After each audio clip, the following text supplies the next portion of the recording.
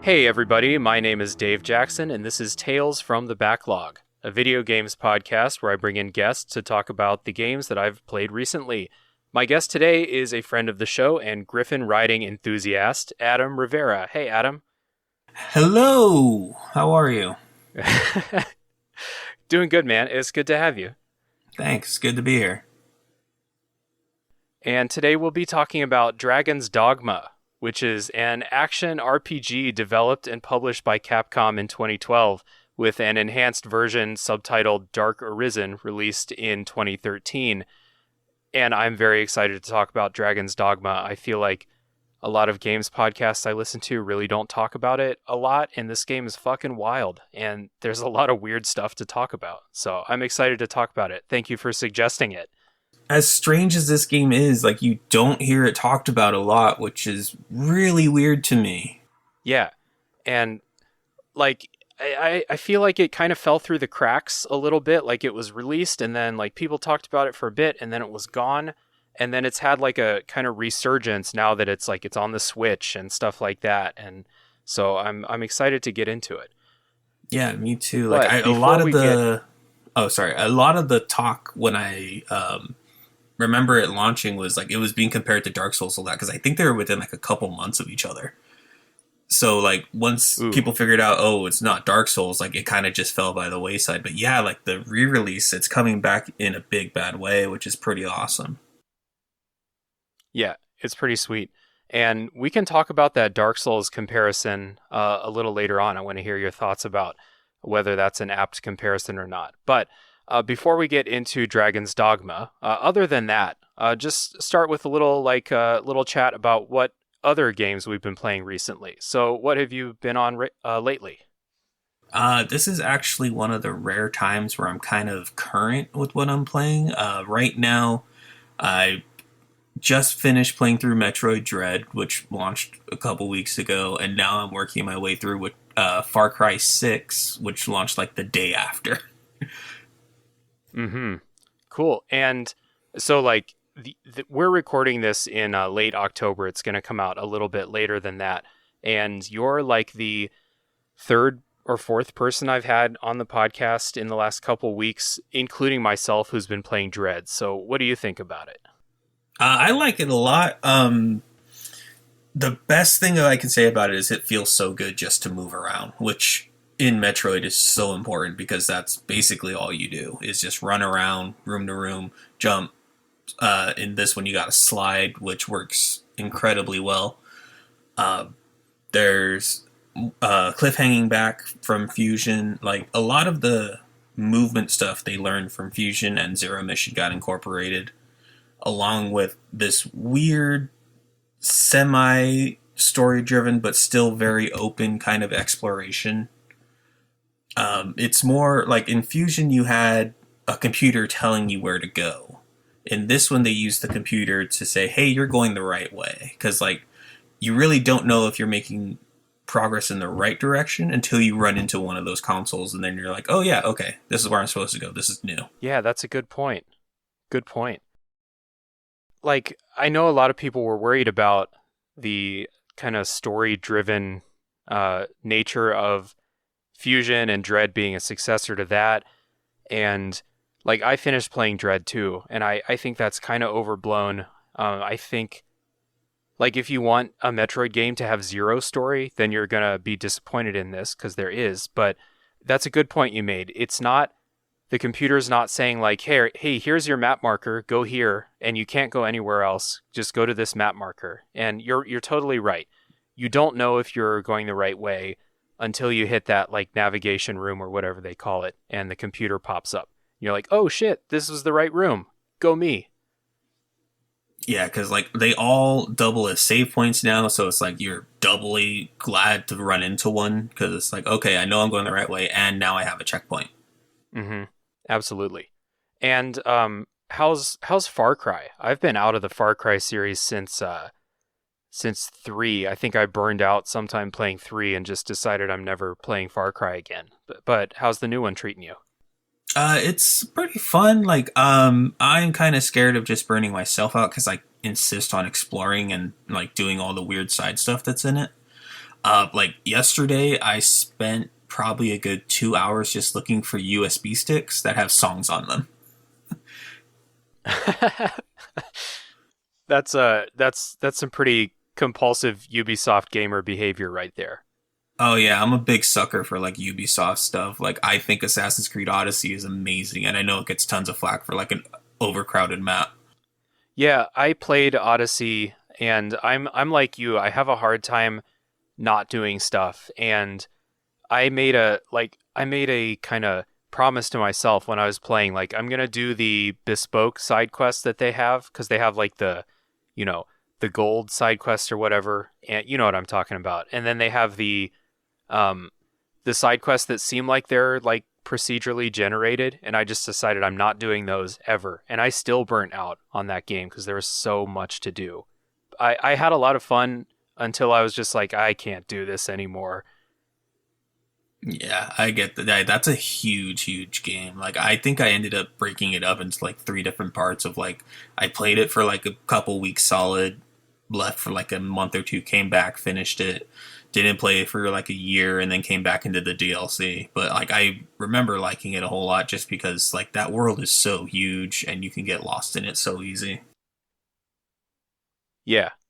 Yeah, and I enjoyed my time, and I'm not like, you know, I'm actually kind of interested in the Immortals game that they came out with, because that seems like a much more focused version of like the Ubisoft open world, which is kind of like, I don't know, it's kind of like a dirty phrase now, the Ubisoft open world, but those games are fun. And you know, these are video games after all. Above everything else, they should be fun, and they usually are. So I'm kind of excited about trying that game out sometime.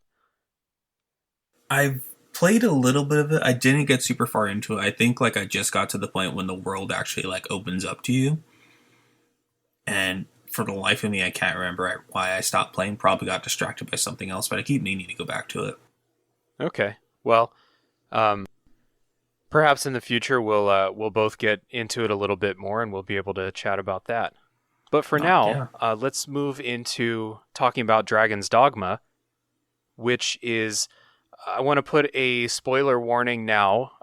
We're going to talk no spoilers for a while, talk about the gameplay and a little bit about the story and stuff like that. But Dragon's Dogma does have a story that is spoilable, and I think that the things that happen that are spoilable are fucking wild, and you should experience those for yourself. So we're going to put a spoiler wall after the gameplay and mechanics spoiler-free section.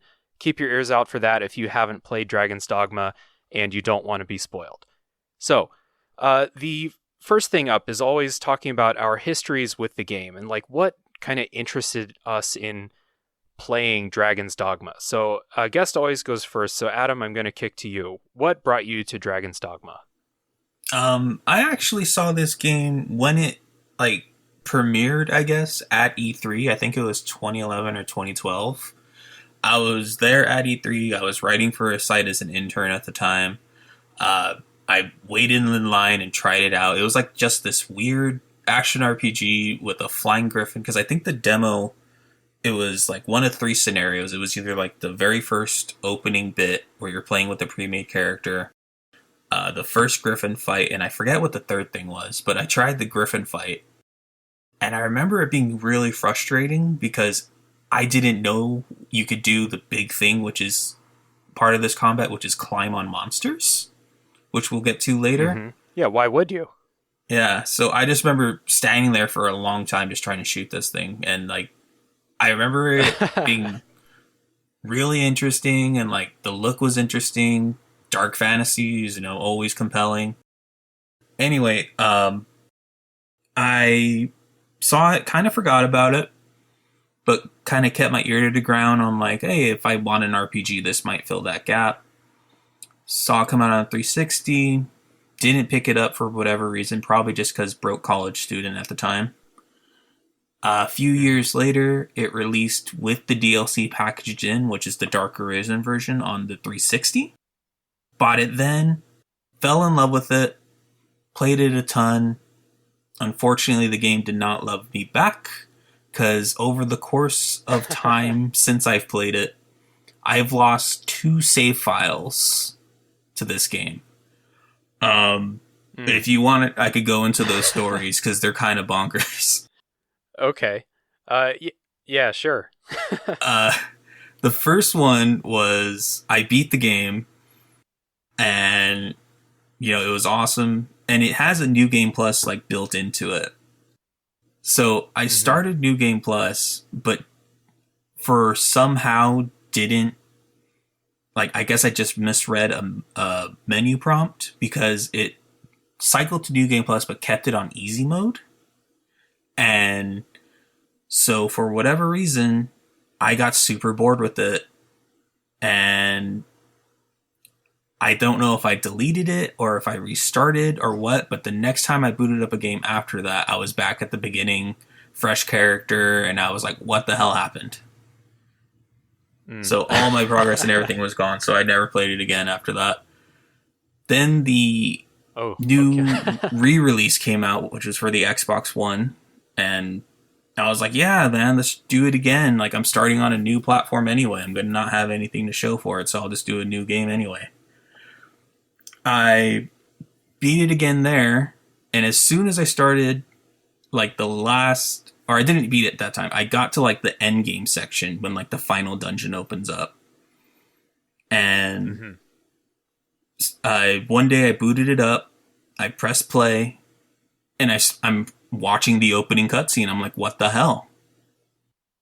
Somehow, some way, my game didn't load up. My save file didn't load up. And the way the system is built in the game, you only have one save file. And there's only... you can manual save it, and it auto-saves, but they're both overriding the same progress. So that computer error cost me my file because it automatically overwrote everything. Damn. And I tried downloading cloud saves, I tried all kinds of stuff, and it was just gone. Ooh, yeah. Sacrifice to the dragon. Yeah, it's gone now. So far, so good though. My latest attempt, all good in the hood. Right on. And so, through all those times, how many hours do you think you've put into the game? Oh, dude, over 100, more than likely over 200. I've played the crap out of this game. Hell yeah. I'm glad to have a Dragon's Dogma expert on the show then. So, for me, I remembered when, the press, the advertising, was coming out, before this game was coming out, and it was this game looks like Skyrim, but you can climb on all the monsters and attack them. This looks super badass. But for whatever reason, when it came out, kind of same as you, I just didn't buy it right when it came out, and then the conversation around it kind of stopped, and the conversation around Skyrim, or Skyrim was coming out or had come out recently. I don't remember. I can't remember the years like that, but I just kind of forgot, and people stopped talking about the game. And then back in 2019 or something, I was looking through best Switch games to play because I had just gotten a Switch, and people were like, Dragon's Dogma is actually good. And so I was like, okay, cool. I'll throw it on my wish list and wait for a sale. And because it's a Capcom game, they go on sale all the time. And so I picked it up, and I was like, okay, it's action RPG time. It's time for Dragon's Dogma. So I picked it up. I played it on Switch kind of late last year, and I put around 35 hours into it in my playthrough. And I did not do a lot of the optional stuff, which we'll get into later. So I had a pretty good playtime with that. That's interesting. I'm glad you had a good time, first off, but I do hear the Switch is actually the worst platform to play it on. That's not surprising to me. The Switch is often, if you have the choice between hey, you can play this on Xbox or PS4, PS5, or play it on PC or play it on Switch. Switch is often the worst, performance-wise, but I played this game. I remember playing a ton of it just an hour before bed every night, just like laying in bed playing on the Switch, which is my preferred way to play games if it's at all possible. So I didn't mind any performance or small screen or anything like that. It was all gravy. Okay, yeah. The big issues were performance and then like linking to the server, which it does like every time you reset an in, was like taking a while. Unless you played Hmm. offline, in which case it wouldn't have mattered. No, I played online because I had my pawns going out doing their stuff, and I had other players' pawns coming in, so I was connected. I didn't seem to have any issues, but like I said, I played it last year. It had been on Switch for a while, I think, so maybe they patched some stuff up. Oh yeah, maybe. So let's get into kind of like the basics of Dragon's Dogma. Like, what makes this game stand out from all the other, RPGs where you're playing a knight type character and swinging a sword or being a wizard and stuff like that. So, like, what really makes this game stand out? And we talked about the combat a little bit. We'll talk about that in detail later, but I want to first talk about the atmosphere of this game. How would you describe the kind of atmosphere and setting of this game? Um, Atmosphere wise, it's well, like I mentioned earlier, it's a dark fantasy. It's a Western fantasy. You know, knights, castles, dragons. But it's also kind of, I want to say bleak, but I don't feel like that's the right word. Like everything's kind of downtrodden. The whole Yeah. game they're talking about like the end of the world's upon us because this dragon's here. You only really see two places that are actual civilization. The rest is kind of ruins and like just out in the wild.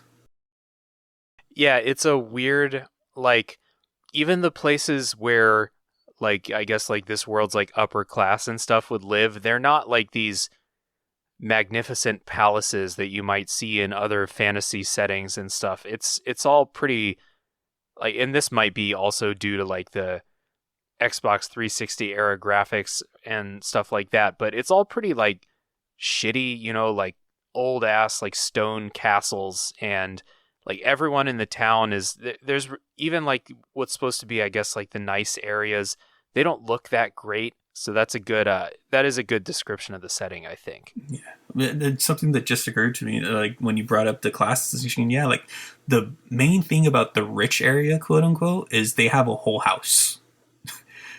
Like the Yeah. poor Yeah. area is literally just two. Like there's one that's just literally two walls, and that's where this dude lives. And then like the Yeah. middle class area is an apartment building. Like there's at least like three or four, like you could tell like three or four like living spaces inside one building. So the rich area just get a space to themselves, and that's like the big difference. Yeah, and like the castle where like the duke is living and stuff. I mean, it's a castle, but it doesn't look that nice. It looks like an old ass kind of, rundown castle a little bit. So, that's a good point about this setting. One other thing I want to kind of bring up about this setting is like that, like you said, this is like a Western fantasy story with castles, and you're fighting goblins and wizards and stuff like that, and ogres. These are all things that we've seen before in a lot of fantasy stories, but there's like, in the way I see it, there's like this uncanny nature to everything. Like, I think it stems from the fact that this is a Japanese take on Western fantasy. Um, Not that dissimilar from like how Dark Souls feels weird, because you always feel like the translation is like 20% strange, or the characters are like, they're not exactly that version of that character you're used to in all these other stories. Um, there's just this uncanny like thing about the way people talk and stuff like that, that it really adds to the atmosphere, and I'm not sure if it was intentional or not. Oh yeah, when it comes to dialogue, they use like this weird mix of like, I don't know if it's actual like ancient English or if they just made it up. But a lot of people saying ought, and not like I ought to do this. I mean Yeah. like AUGHT, as in like to stand in for quote unquote something. Yeah. there's there's a scene later in the game where they have like this like quote that I don't know if it's supposed to be stupid or if it's supposed to be profound. There's this quote, and I put it in the spoiler section, but I say it now because it's not a spoiler for anything, because I don't know what the fuck it's talking about. The quote is, "Him who knows that I know what he seeks to know, knows it well, while he who knows not what I know or know not." What? Yeah, exactly. It's like, it reminds me of like that scene in the Ladies Man, when he goes on this like he goes on his radio monologue, and he starts like putting words in weird places, and no one knows what the hell he's talking about. It's exactly the same feeling I had here. So like that's like the strongest example, but it's a prime example of like just this weird dialogue and weird feeling in this game. Yeah. Like everything's just slightly skewed left, and it's weird. Yeah, and I think it works. You notice that it's weird, but like, I don't know, it's kind of cool. I like it. The next thing that kind of makes Dragon's Dogma stand out, before we talk about the combat, the thing that I have not seen in any other game that Dragon's Dogma has, is the pawn system, which we briefly talked about earlier. At any given time in Dragon's Dogma, you have 3 AI-controlled party members with you, and they're called pawns. You create your own at the beginning of the game, and that's your main pawn.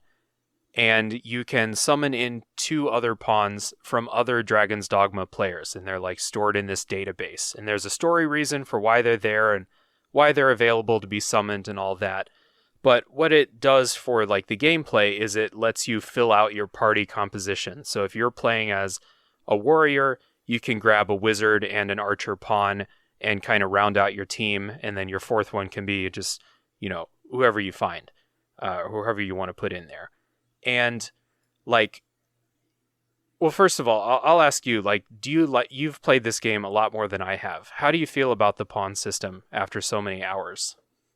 It is definitely a unique system. Like, this isn't something I have seen either. A lot of games have like user created content, but this one is like, you don't, like, your entire party for the entire game is dependent on other players, which is so weird. Mm-hmm. And having played this a lot, unfortunately, certain parts of it kind of just bleed together. Like, I'm not looking at names or really looking at how they look. The things when I'm recruiting characters is like, what skills do they have? Because I'm looking for things that I know work for me. So I'm like, okay, what pawn has this skill? What pawn has, do they have balanced elemental attacks because there's elemental weaknesses? Excuse me. Like, my main pawn that I usually have with me is the base level wizard. And a thing you didn't really mention, but you can tweak their AI in like these weird little interviews you can do at the inn. I don't know if you ever saw this. Like, there's a special chair you can sit in that when you do, your pawn will sit across from you at the table. Yeah. And like, you give a quick little like performance review like an employer, and they're like, I'm doing this. Do you like it? When you call to me, how do you like me to respond? And you can use this. You can use this to set like what they're doing in battle and stuff like that, right? Yeah, it's not as clear cut as like a menu interaction. It's like, I read through the wiki on this a while ago, and it's basically each pawn falls into like one of a type of behavior, and that behavior determines what they're more likely to do in battle. So like, there's ones that are like more likely to just grab onto enemies and hold them, so that way you can come and hit them. Or like in the middle of battle, they'll just be running around and looting stuff, not fighting. Mm-hmm. And yeah, so the system is very cool because it's a cool way.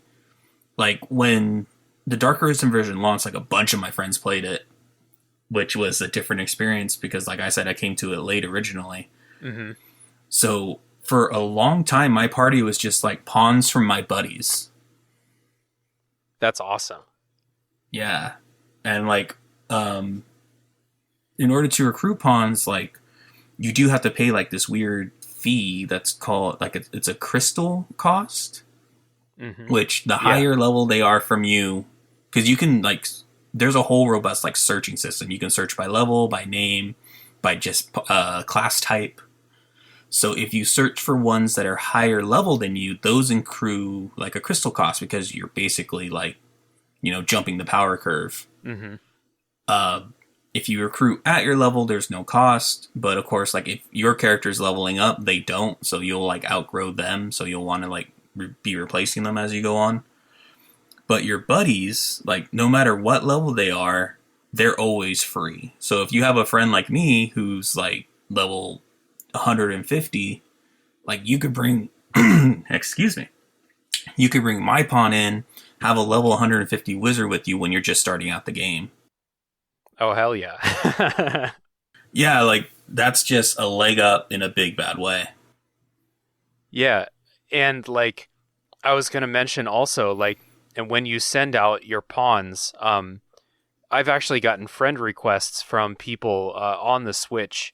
And I actually didn't know that friends are free because I didn't have any friends that played this. So that might be why they sent me friend requests so that they could like rent my pawn for free. I don't know. But you get some kind of notification when your pawn has been like rented out, right? Yeah, usually after they get dismissed, I believe, from the other player. Mm-hmm. And then like you'll get a message next time you rested it in saying like your pawn has returned. Yeah, and you'll get when you dismiss a pawn, you give them a rating, right? Yeah, you can give them a rating. You can give them like a quick little like predetermined message, and you can give them an item. Which this is one of the more interesting things if you look through like the Reddit on the game and stuff. People are using this system to trade items. Because interesting, because like we'll get into it later, but items and equipment is super important in this game. Yeah, like and then like I said, the whole search feature and everything, you can search by a person's like gamer tag. So like people are setting up trades of like, oh, recruit my pawn, give them this item. I'll recruit your pawn. I'll give them this item, and like you just did a trade. Nice. I was gonna say with like that rating system, there were a couple of times when my main pawn came back with like a message from someone who used them, and I don't have any children. I may never have children, but this may be the closest like very proud dad feeling I'll ever have. But I was like, oh shit, like good job, buddy. You helped that player out. That's awesome. Come here, give me a hug. I'm so proud of you. It was really cool. Yeah. Funny thing for me though is it's similar but different. Is that I actually modeled my main pawn after my wife.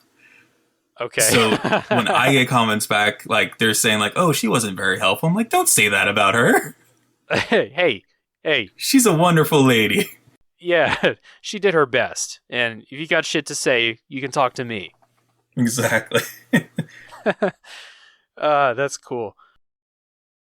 So the other thing that like the pawn system like brings to it is if your pawn is off in other games, it will use the like experience that it's gotten like in scenarios, not like experience points, like in scenarios, and it will like give advice to that other player, and you'll get that from player pawns that you bring into your game too.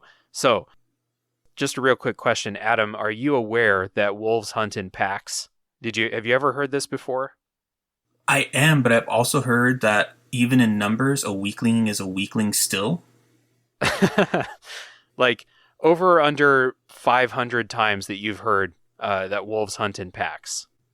Oh, probably over. The safe bet would probably be over. Like, I know after a while I just turned off the pawn speech because it wasn't helpful. It just was repeating. Yeah. This is something that I think could be improved in a like Dragon's Dogma 2 if they ever get the chance. Because I think AI is much more sophisticated now than it was back in 2013 or whenever the last time they made tweaks to the game was.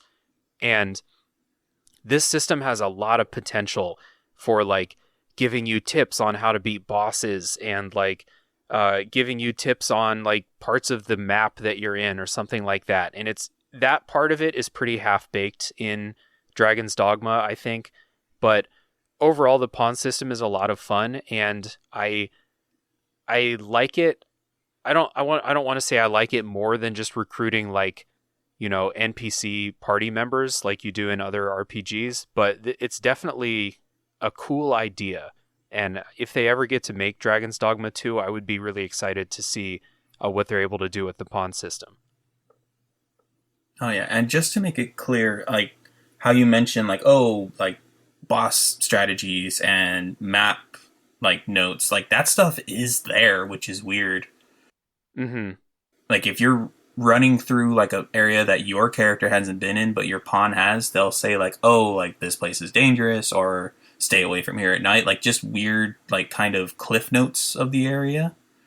Mm-hmm. And same thing with enemies and quests. Like if they learn an enemy weakness while away at another player, they'll apply it in your game. Like, "Oh, this thing's weak to fire, so I'll use fire spells." Or like if they're a warrior type with no elemental thing, they'll just yell it out that this thing's weak to fire. Pay attention. Yeah. And then and that's cool. Yeah, and then the same thing with quests. Like if you're doing a quest, like some of them aren't super clear about where you're supposed to go, and some are they'll just give you a map marker. But if the pawn knows something about the quest, they'll have like a little question mark over their head, and you can talk to them, and they'll tell you like exactly what to do.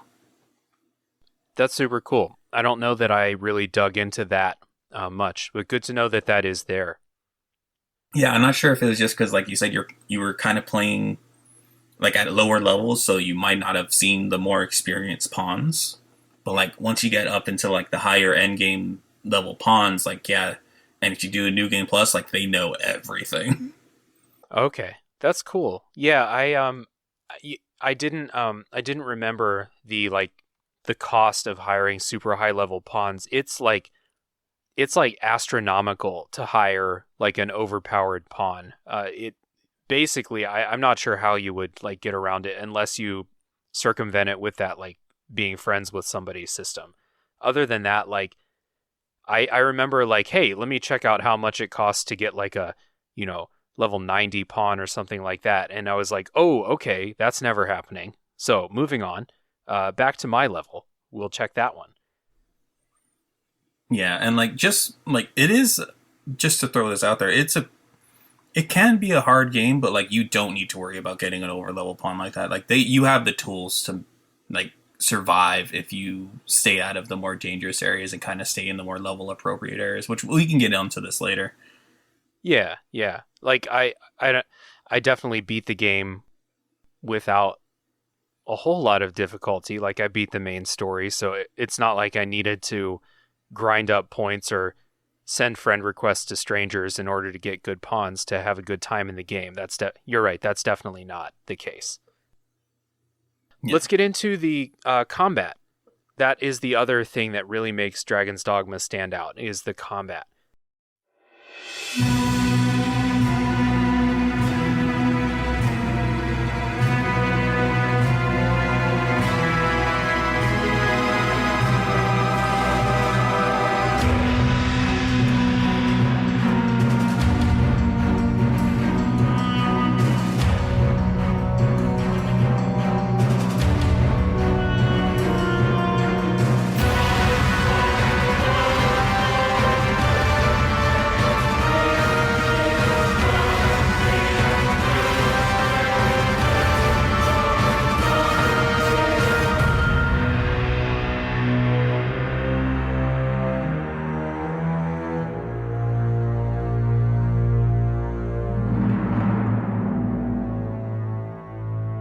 So Dragon's Dogma has a basic like light attack, heavy attack, like ability system, and your abilities use stamina. So it kind of, you get into this flow of like use an ability, attack for a while or dodge or whatever you have to do while your stamina refills and you can use another ability.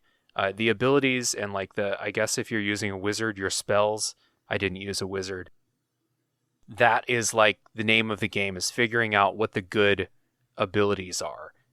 Am I correct in that? Yeah, if you go online, like everyone has a list of like 3 or 4 abilities for every class. That's like these are the ones you want. Um, so it's all based on like that stamina system, like you said. Mages, it's all from the same pool.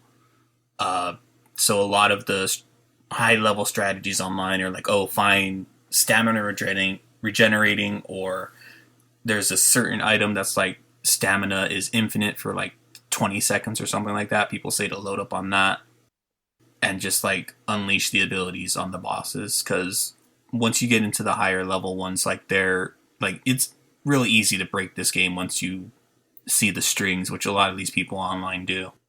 Yeah, and it's a lot of fun. Even if I am not a game breaker person, I don't have that gene where I like strive to figure out like the gears behind the scenes and break it. I have none of that, and I still had a great time with this combat system. So what really plays into like the fun of the combat system is the kind of famous mechanic which we talked about earlier, which is climbing on enemies. So this is also governed by your stamina, but you can grab enemies and climb them. A lot of the enemies are bigger than you, so you do need to climb them to get to weak points, like a Shadow of the Colossus or something like that. The other thing about it is that individual body parts can be damaged. So like you'll come up against like some enemy and like cutting its tail off will really make that fight a lot easier. So it's like priority number 1, cut that fucking tail off as soon as you can. And so like the combination of like damaging body parts, climbing on enemies to get to weak spots, it's all a lot of fun. And like while you have these big enemies, there's usually a bunch of little scrubs running around. If you hit them, they go flying off into the distance. It's just a very like satisfying and fun combat system. Yeah, like especially with that climbing and big enemy thing, like a lot of the weak points are pretty obvious. Like it's usually the head. Yeah. But they do interesting things with it. Like there's like these big cyclopses that are like 3-4 times as tall as you are. So if you crawl on their head, they'll actually react and like grab at their head to pull you off. If you're climbing on their leg, they'll like stomp around to try and get you off their leg. Like they're reacting to you in real time. Mm-hmm. And then later ones, they'll have like armor pieces on them, so you can't climb them and you have to break the armor first. Right. Cyclops helmets are a big deal later on, because their main weakness is their eye, but they have like a cage over it. If you know how to exploit the AI, you can actually get them to take it off themselves. That's like by crawling up. I like that. That's good. The trick is to like crawl on their head and like wait for them to try and grab you. So then when they try and grab you, you jump and they'll end up grabbing their mask, which is like, I would have never thought of that in a million years if I hadn't read it online. Yeah, I had no idea about that. That's super cool. Maybe that happened by accident when I was playing, but the battles are intense, and like those big enemies, even if they're not like bosses, there's just big enemies out in the world that you have to fight, and they all have like multiple health bars. If you're hitting the weak spots and stuff, you can just like melt down through the health bars. So you should be doing that. I can't really imagine fighting these like big, strong enemies just by like chipping away at them. It's either not possible or it was like so not like the fun part that I never did that. It would really take a long time, especially playing as like a melee type class or just a physical damage class. Of just like attacking the body would take a very, very long time compared to like getting after that weak point. Yeah. And like I said, that's the fun part of the game, that you should be doing that anyway. If you're not interested in like that climbing on and hitting the weak points and all that stuff, like you should play a different game. I don't think this is going to be for you. So, yeah. And this climbing system also leads to like very funny situations that happened to me a few times where like you can like grab onto enemies that can fly and they'll fly up in like straight up into the air with you on them and your stamina meter is running out. And I fell to my death several times because I ran out of stamina while grabbing onto a flying enemy, which like it sucks to die in a way like that and like have to restart at a checkpoint or something, but that's pretty funny. I'm in favor of that. Yeah, like it's like a wild animal's gonna try and buck you off. A thing that can fly is just gonna try and get away. So either you let go or like you'll eventually have to let go. It's a lot of fun. And briefly, I don't really want to get in the weeds with equipment and gear and stuff, but in this game, you do level up and stuff, but buying a new weapon that's better than your old weapon is going to be a lot more effective for you than like one level up will do. So your effectiveness in combat, I think, is really governed by the gear you have and the abilities that you equip. I don't want to say like not your skill. I'm sure that you can I'm sure that people are good enough that they can like get through it with, low level characters or shit gear, but it's really for the average player, I think that gear and stuff is the most important thing. Gear and abilities.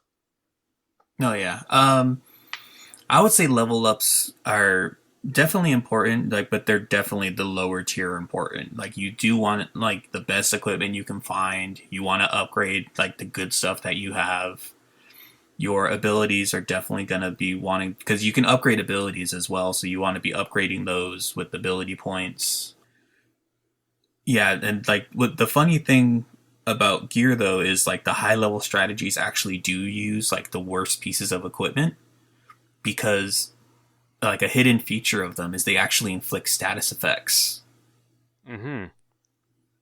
So like if you get like the worst sword in the game, which like this rusted out broken sword, like it inflicts, I think, like the equivalent of slow on enemies if you hit them enough with it. At which point you then switch to like whatever your big weapon is. Ooh, I didn't even know that. That's cool. Yeah, I didn't either. This is just all from like wiki diving. Yeah. Yeah, I would have never figured that out. I was upgrading to the newest and best weapon the second I can afford to buy it. Yeah, that was my main go-to as well. While we're on the subject, we can move into like talking about the RPG systems and like how you kind of customize your character and stuff. I think the RPG systems in this are pretty basic. You start out with your basic 3 warrior rogue mage setup, and then you get the ability to dual class. So math, there's like 9 classes that you can get into. I started out my playthrough as a mage, but I just got my ass handed to me in the early game, and I couldn't like figure out what I was doing wrong, so I switched to like a straight up warrior type, and that was a lot easier. And then when I was able to dual class, I just did like the double warrior. I can't remember what it's called, but I was like double warrior and just bashing stuff and swinging a big old club around and stuff like that.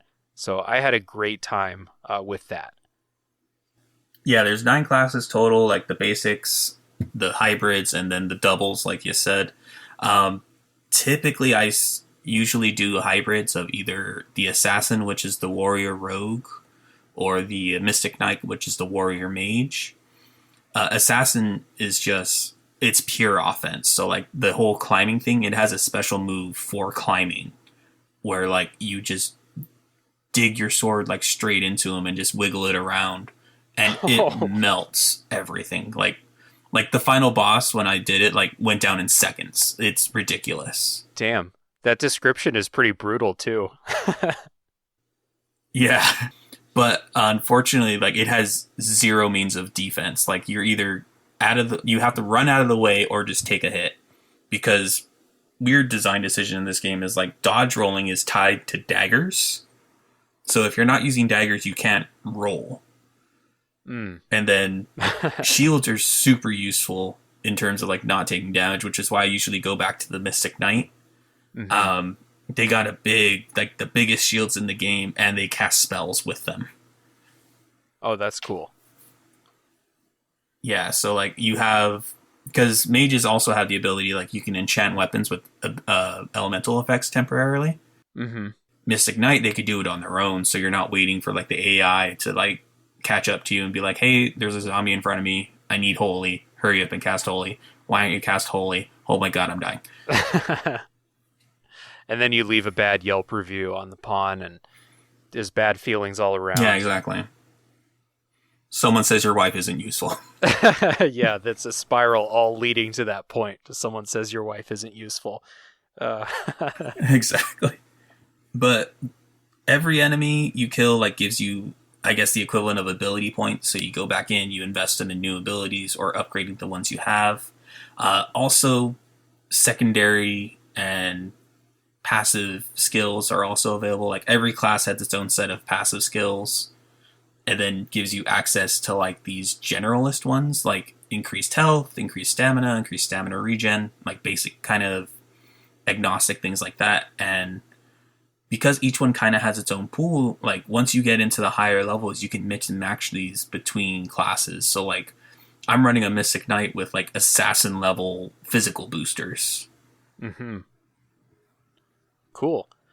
I didn't really dip into like, I don't know, like advanced stuff. I kind of remember like playing through this and like I was able to get the abilities that I thought would be helpful, but I think I remember like the points you use to upgrade they're not like super available, or like they're available, they let you upgrade your stuff. Like you're not hurting for them to get your upgrades, but like I had a hard time like buying all the stuff I wanted. So I don't remember getting too deep into that. Like those skills from other classes, I felt like I needed to like really get that warrior stuff down. Yeah, it gets easier once you're higher level, just because typically RPG you're leveling, you want strong enemies because they give a lot of XP. Mm-hmm. For the ability points, it's kind of the opposite of like I think it's based on just number of enemies killed. So like I know what you want is weaker enemies so you can kill more of them quickly, and that's like the more effective way of leveling up abilities. Ah, gotcha. Yeah. So, yeah, like, is there anything else to the RPG system? I don't really remember much else other than, picking your class, picking your abilities, and, leveling up your skills and buying new skills. Other than that, we talked about the gear. I don't think there's a whole lot else going on. No, well, this is when I'm actually like one of the main reasons I like the game is the aesthetics of the gear. Like, I don't know, they jive with me really well because it's all like classic knight stuff, but the system they made, like you have an over armor and an under armor. So like you have like leather pants, and then over them you have these big iron boots, and it shows both, which I think is cool. Like super cool. Like it makes for some great outfits. Like if you go through the pawn, like browsing, like people have made some crazy looks. Unfortunately, a lot of it is just like half naked women, but yeah, you'll have that. That's gamers, the internet. Yeah, I do remember because I was playing like the Ultra Warrior class, and that class is swinging like these giant like spiked clubs, and every one that you get looked more and more badass from the one before. And I do remember like the differences in those. It wasn't just like, great club +1. They all looked different from each other, and they all looked more like progressively more and more badass, spikier. Yeah. Like the Mystic Knight, like because you get like higher level stuff like from killing dragons, and like one of the best shields in the game for a Mystic Knight is literally just the wing of a dragon. That's badass. I like that. Yeah, it's awesome. That's super cool. No one can talk to you. No one can talk shit. You just, once they take one look at that dragon's wing you're carrying around on your back, I mean, you win any argument by default. Yeah, and I guess this does fall into RPG systems that didn't really get mentioned. Of like, there is upgrading of gear, which is like you just go to the blacksmith, pay a price, and you get a better one. Yeah. For the end game, what you want is you actually have to go out into the world and find dragons because every piece of gear when you kill a dragon has like a percentage chance to become what they call dragon forged, and it's Uh-huh. basically like the fourth tier of this is the best it could be. Right, right. And so if you're grinding out like your best stuff, you need to go out, you need to find a dragon. I think it's like a 30% chance to become dragon forged if it's already maxed out at the blacksmith. So it becomes this weird cycle of fight regular enemies, get a bunch of random stuff to upgrade weapons, then go fight the dragon to dragon forge that thing, in which case you get rarer materials from the dragon for the more high level gear to do it all over again. Mm-hmm. So, but like, are you finding the need to go through that with like several different levels of equipment? Like, because you've gone through higher levels of the game than me. Are you always finding better and better gear, or is there a point where you're like, this is the best thing that I've got, like the best thing in the game? Do you find that, or is it just escalating forever? Oh no, there's definitely at some point like the best quote unquote level of gear. Um, they do a thing which I like when games do is like the best gear quote unquote could be like one of four different things depending on how you play. Mm-hmm. Like, and that's for each class. So like um, the best one-handed sword in the game is going to be different for a mystic knight than it is for just a straight up fighter because the best sword for a mystic fight is going to have magic bonuses on it, True, and true. then the best sword for a fighter is just going to be like pure physical damage. So like you can go either of those routes and they exist in the game. Gotcha. And then something we're going to get into a little later here is the DLC added in random rolls for the bonuses. So like you can find armor with like health regeneration or poison resistance or sleep resistance. So depending on what you're looking for, that's where like you're going to find your grind is like trying to roll the perfect piece of armor, and then once you have it, going after the materials to upgrade it. Gotcha. Cool. Yeah, this game, like I said, I played this game for about 30 hours. I beat the game, but it's kind of cool to know that it does go a lot deeper than what I got to in my playthrough. Yeah. Let's talk about the open world. Or I'm doing air quotes right now. You can't see this because this is a, a podcast, but the open world in this game. This is an open world game. You leave your starting town and you can wander the wilderness. As far as I know, you can go pretty much everywhere right from the beginning, or at least by the time you get to the main city, you can go anywhere on the map, pretty much anywhere. Oh yeah, you don't want to though, because you'll get your ass kicked. Yeah, there's a lot discouraging you. There are over-leveled enemies that will stomp you into the ground immediately. So it does that, and I don't really mind it when games do that. Like they're telling you, "Hey, dude, come back here later. This is not for you right now." I don't really mind that. My kind of issue with this open world is that there's really no reason to explore outside of your main quests for a couple reasons. The first being that you will go everywhere during the main quest anyway. Like this, the map, when you look at the map, like when you open the map screen in the game, it looks huge.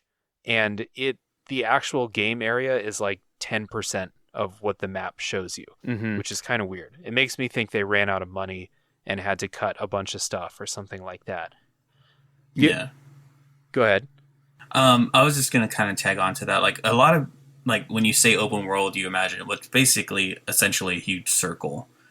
This is shaped kind of like a tree branch, where like you start at the bottom, and you can go like one of three different paths.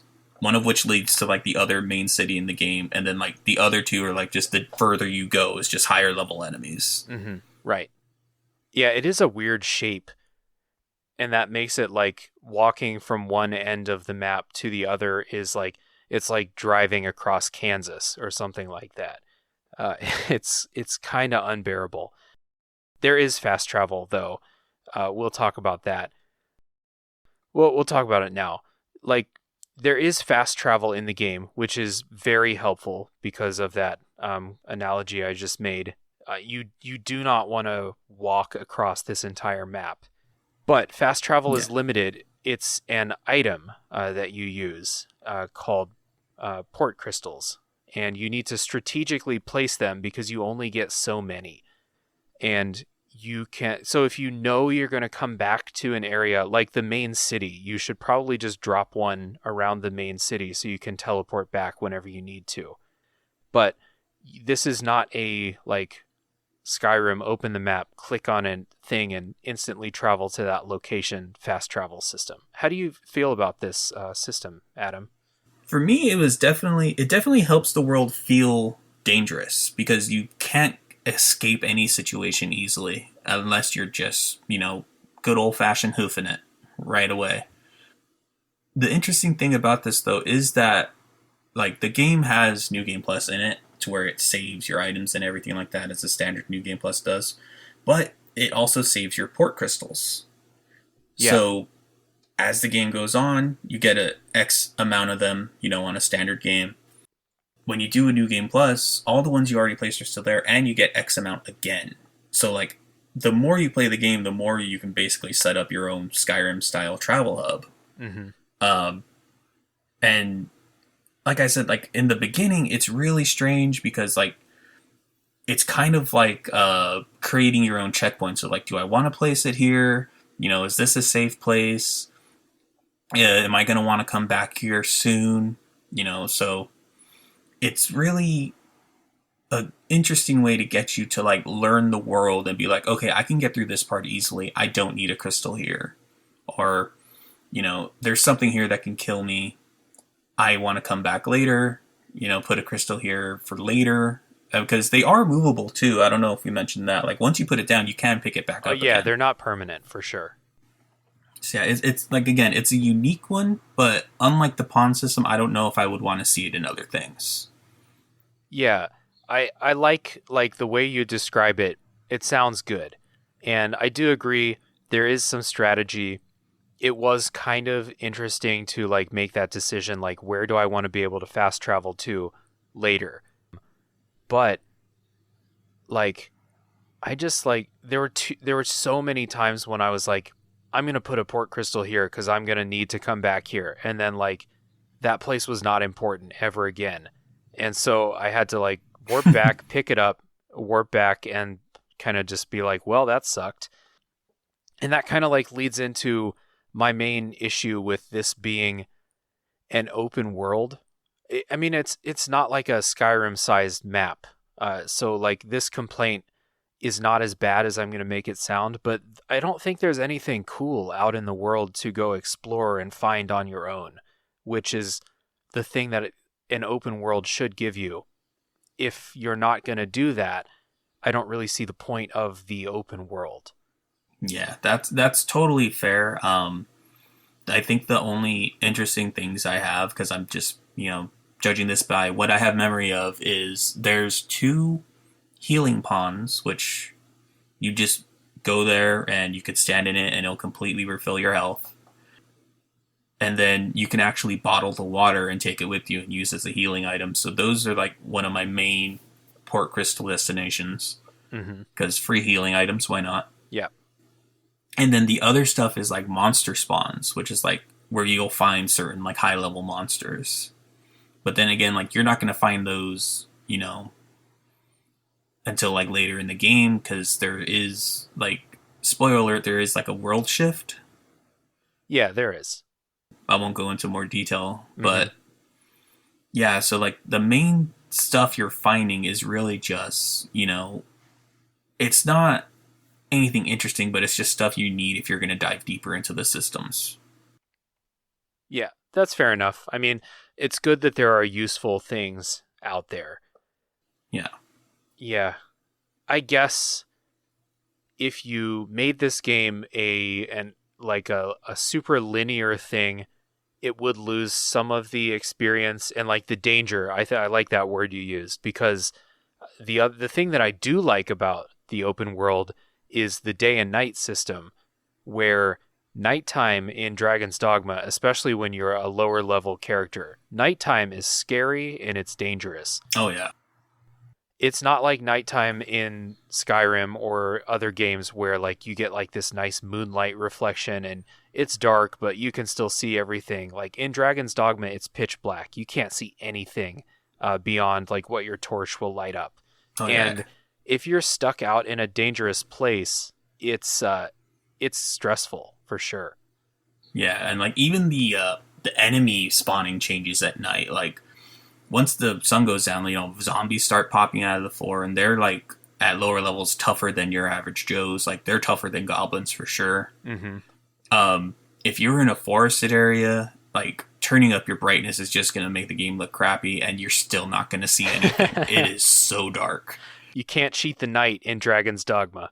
No, not at all. And then what's hilarious, like I remember one of the first times I played the game, like I went out, because like, you know, like any game, loading screens will give you tips, and like one of the big tips they gives you is like, do not go out at night. And so like I, being a gamer American, just said, I'm gonna do it, I can handle it. Yeah. And I got to the edge of like this forested area, and I think it was like a chimera or something. It was one of the larger enemy types, but it was far enough away that I literally just see a wall of black moving through the trees. And I went, nope, and went back to the city and went to sleep. Yeah. Yeah. And before I played, I read a bunch of things like before I play and people talking about it on Reddit and stuff, and they always mention the day and night thing. And I was like, yeah, sure, like whatever. I played Bloodborne. I can handle, you know, nighttime, whatever. But no, this shit's stressful. And so it is kind of like, ooh, it's getting dark. Where am I? How like how long is it going to take me to get back to this city or this safe place? And there were some like mad scrambles into just like any sign of civilization that I could find nearby to like ride out the night. But the thing is, like, I didn't often get caught exploring out at nighttime because, like I said, I kind of realized early on that I'm not going to find much by going out and exploring off the beaten path. I'm either going to find some enemies that are going to, like, you know, stomp me into the ground, like I said, or I'm going to find empty space and just like groups of enemies to fight. Mm-hmm. I did get caught out at night a lot after quests finished. And that was when I got into these situations. So you like finish a quest and you're like, oh, cool, the quest is done. Also, you know, it's 11 p.m. Good luck, dude. Yeah. That was like, especially early on, that was like the main mode of fast travel was when like, oh, it's nighttime. I'm way out here in the boonies where I didn't need to go other than for a quest. I'm just going to teleport back. Yeah. So the night system I think is very cool. The open world is like, you know, I have a hard time imagining this game as like a super linear, like an Uncharted game or something. I don't think it would work so well, but I would hope if there's Dragon's Dogma 2, they put some cool stuff out there for people to find in the open world. I'll just say that I think that's a pretty good compromise. Yeah. There is DLC, which we've brought up a couple of times, and I did not play the DLC. It's super endgame material. It's for like high level. Is it recommended to even do this on New Game Plus, or is it like for the end of your new game? You can actually, like, the earliest you could take this on, I think, is probably right when you hit the end game of your first playthrough. Okay, yeah. It's right around there, if, like, would be the first opening part of it. What the DLC is, it's like this huge dungeon. It's basically just a gauntlet of things. You go to this island, it's a big dungeon, you go in, you clear a couple rooms. Let's see, I want to say it's kind of like a mini Dark Souls area, but it's broken up by loading screens. It's not like a big open area. Mm-hmm. So like these rooms could be like arranged in space however they want, but and every like 4 or 5 rooms, you'll loop back out to the entrance so that you can rest, you can talk to the merchant who's there, and then go back in. So generally, it's just a huge dungeon. Let's just start with basics. It's a lot of copy paste rooms because like the game is. I want to say at this point, I don't know what their budget was for this, because you'll have like 7 or 8, wireframes that they work with, and you'll see them you'll see those strings right away. But they did enough to make them interesting, because like there's 4 times you'll end up in the same long hallway, but one time the whole thing will be on fire, so you have to watch where you're walking. Another time it'll be pitch black, which we already talked about darkness and how difficult that can be to navigate. Mm-hmm.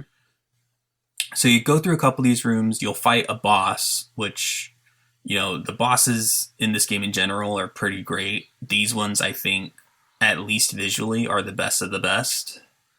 The fights can be, hit or miss. Once you fight the boss, that's when you loop back to the beginning.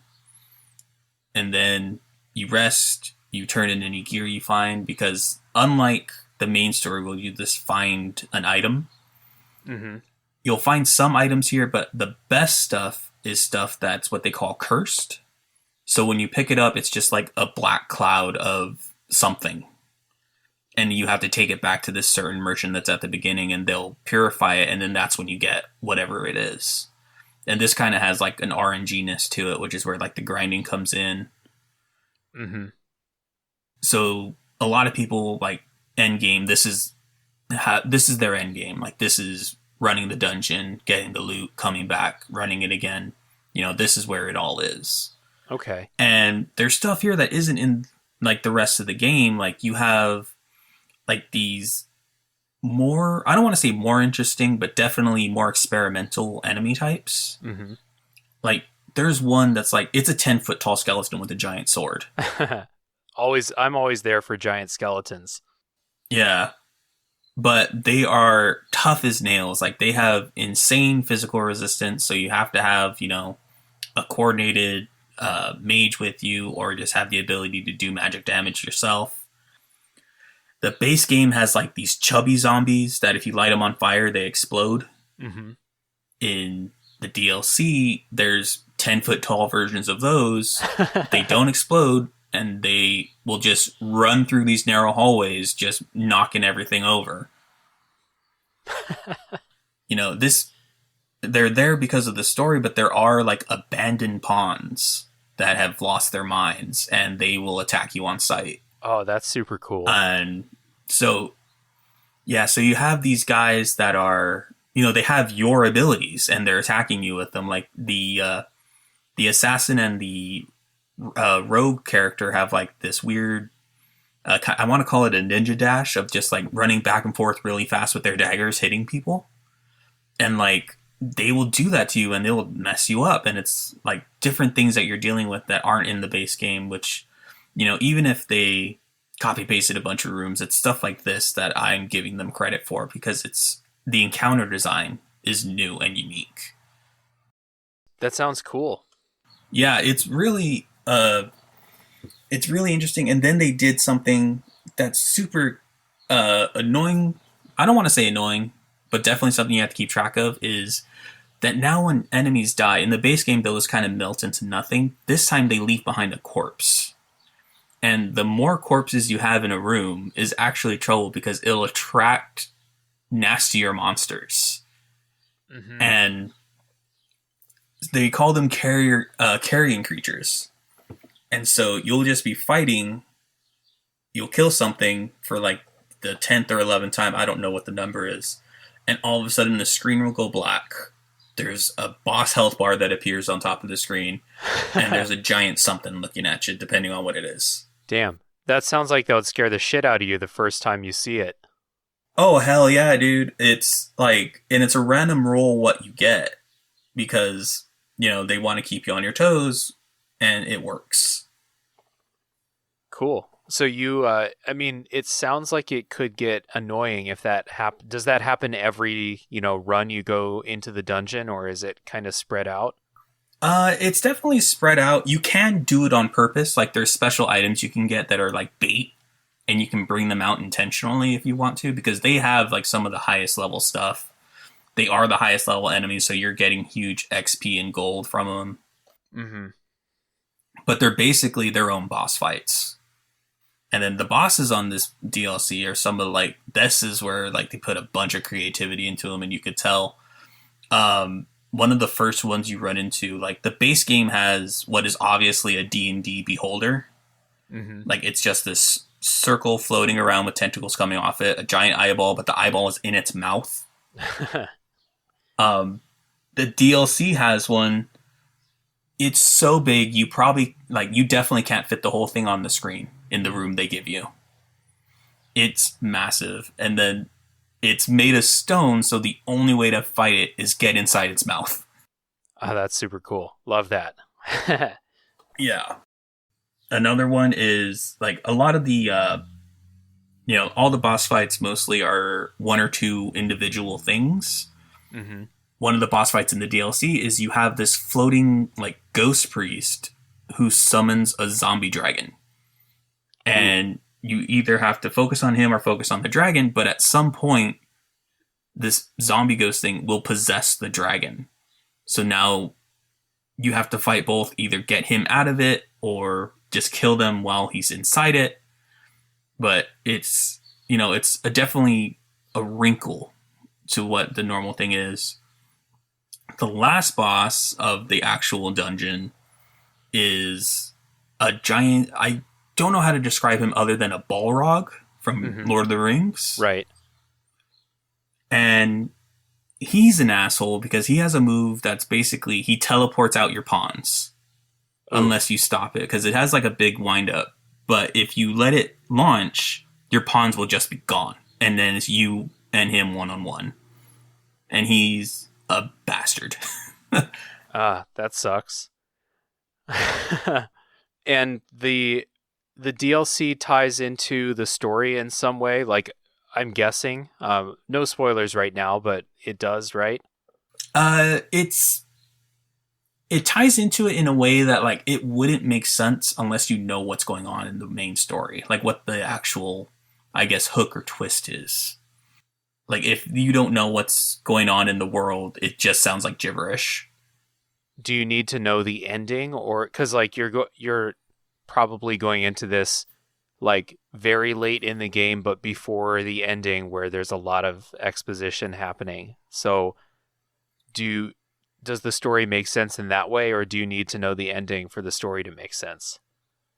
You'll get like 90% understanding if you just kill the dragon. Because, okay.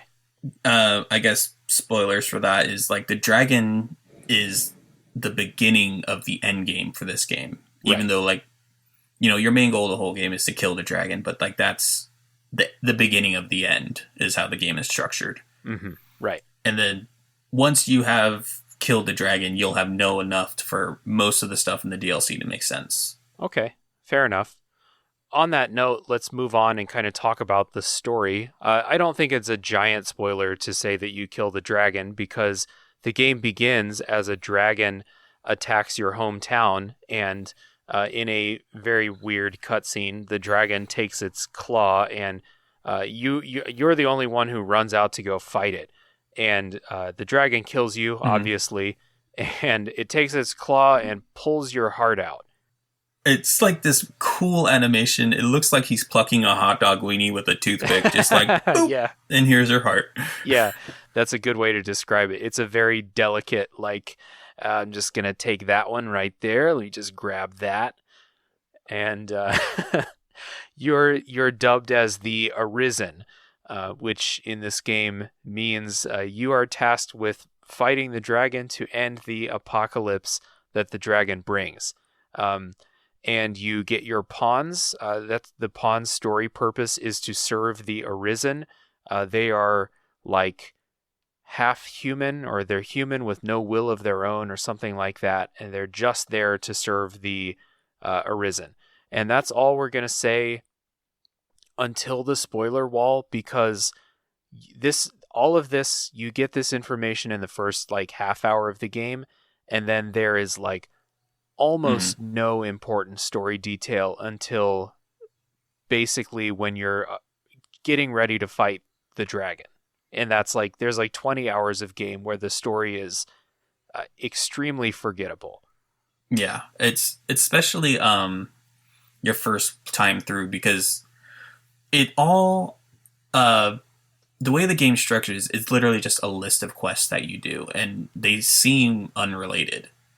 And it's a weird pacing thing, because like once you look back, probably like your second playthrough, or just like if you take good notes, all the random quests you go on in like the first 2/3 of the game are actually weirdly related to the same plot if you know what you're looking for. But if you don't, which obviously you're not going to, it's just, okay, now I'm over here fighting things in a castle. Now I'm over here talking to an old man, and he doesn't make sense. Yeah. And it's a weird way to structure a game, especially if like a majority of players are not like me, where they're going to go back and be like, okay, what did I just do? I'm going to play it again because maybe I missed something. Like, it's a weird way to put, like, I guess, a bad foot forward, but it's not even bad. Well, it is bad because it's a weird, cheesy story, but it's just weird.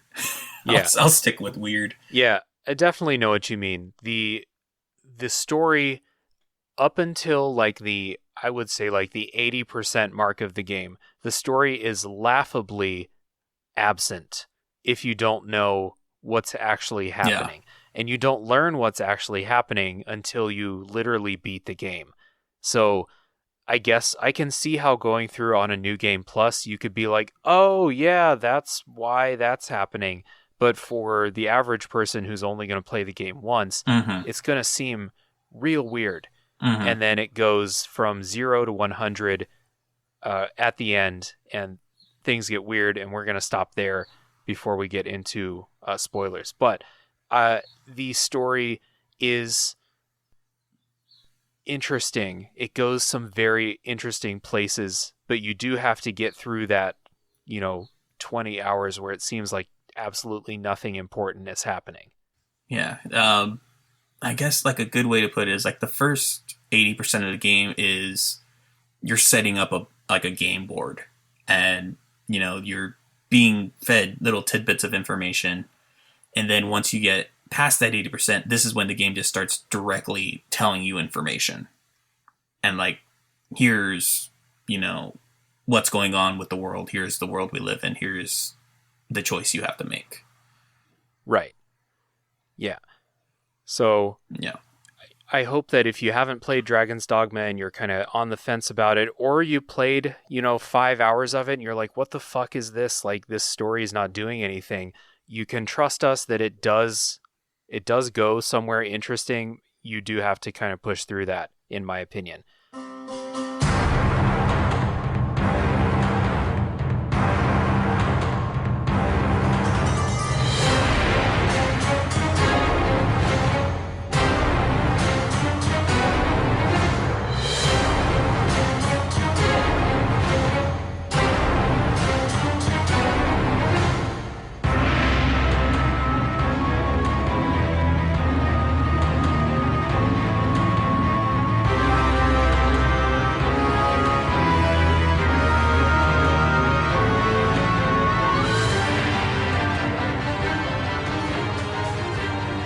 And before we get into spoilers, we kind of brought this up earlier, this kind of comparison that people bring up between Dragon's Dogma and Dark Souls. And if you look at like still shots side by side, they look pretty similar with like, the way the camera is and the way your character looks. I want to get your quick opinion about like Dark Souls versus Dragon's Dogma. I actually don't know your history with Dark Souls, so I'll ask you that as part of that question too. History with Dark Souls is I'm a fan. I think I have the pretty standard story of trying it, bouncing off of it because I went the wrong direction, and then coming back and loving it. Mm-hmm. But in terms of comparisons beyond the superficial of like it is a Japanese developed Western fantasy action RPG. I don't think there's a lot there. Like, I really think the comparisons just came out because of a proximity. I think these were within like a couple months of each other. And then, just being superficially similar in terms of looks, like they just naturally kind of got grouped together. Mm-hmm. And then I don't remember if it was in the press or not, but it was definitely in the talk about the game that the nighttime was super hard. And so you have, that comparison automatically of like, oh, Dark Souls is hard, Dragon's Dogma is supposedly hard, therefore they are similar games. But I do not see anything beyond that because, like, Dark Souls, you have very high level skill based gameplay. Like, you can do level 1 soul runs Mm-hmm. and, be successful. Dragon's Dogma, like, there's not really a way to stop yourself from leveling up other than just not fighting things. But B, like, because of the weird limitations they have on your defensive vocabulary, there's not a lot of skill-based gameplay either. Like, it is very stats and gear-based of, if you try and fight the final boss as a level 1 character, 99.9%, you're just gonna die immediately. Mm-hmm.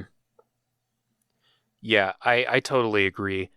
And that's the thing for me that really, like, I feel like people who are making Dark Souls and Dragon's Dogma comparisons have not played both games because they're very, very different in how you have to play. Mm-hmm. And like your gear, your weapon upgrades and stuff in Dark Souls are incredibly important. But like you said, there's people who can beat Dark Souls with the soup ladle at level 1 because it's a skill-based game at the end of all of that. So, yeah, it's a comparison that I'm glad got brought up on the show because I keep hearing it around, and it's so weird to me that these games look similar, but they're completely different in how they play. Oh, so, yeah. just wanted to bring that up real quick and have a little chat. Yeah, like, glad I can, spew my thoughts on that. Yeah, and we can debunk that for anybody who is kind of like using that as a comparison in their head if they haven't played these games. So cool. So moving on, let's take a little break, and when we come back, we'll give our final thoughts about Dragon's Dogma in summary.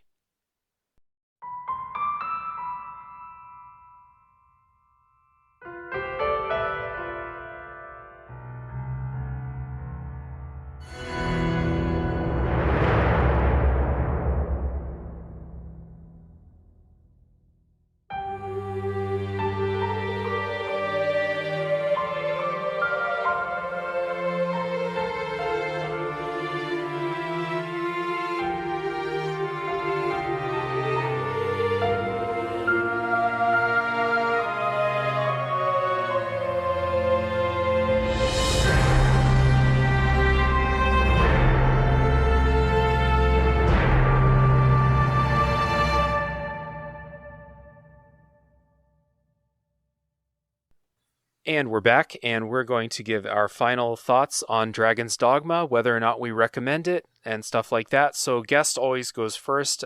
Adam, kind of in summary, how do you feel about this game? What do you want to tell to the people listening to this episode who haven't played it?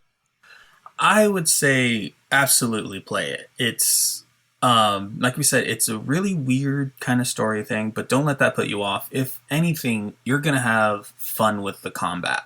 Like, something we didn't mention is, like, kinesthetically, it's very pleasing. Like, the sound effects, just the general feel of the weight of the combat is really good. And it would be an excellent turn your brain off, play for a little bit, watch numbers go up, kill some monsters, get some loot, real basic, kind of RPG. And on that level, it definitely succeeds. Yeah, totally agree. I think this is a one-of-a-kind game. This is, this game came out 8 years ago, without double-checking those dates again. I haven't played anything that really feels like this. This is like elements of Shadow of the Colossus put into, a regular like action RPG style thing, and it works really, really well. I can't agree more with what you just said there, Adam. The combat is really fun. Even when the story was dragging, I was having a ton of fun playing the game, and I was like laughing at how bad the story was. Like it, Yeah. I can take enjoyment out of that too. But the main thing is that like this combat is so fun, and if you get past the part where the story is like not doing much for you, I do think it is like bonkers wild at the end and it's a very fun resolution to the story, I think. So I also recommend people play this. If you haven't played it, it's an old game.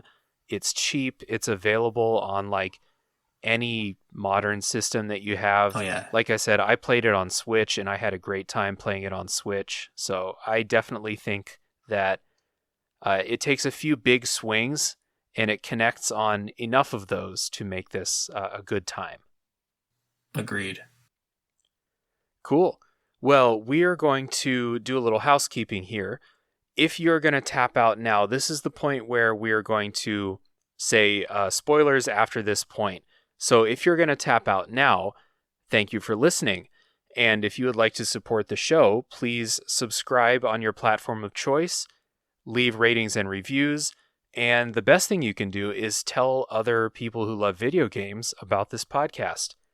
I also do a podcast called A Top 3 Podcast with 3 of my best buddies, and each week we pick a topic, we pick our top 3s in that topic, and we discuss and argue the way that old friends do.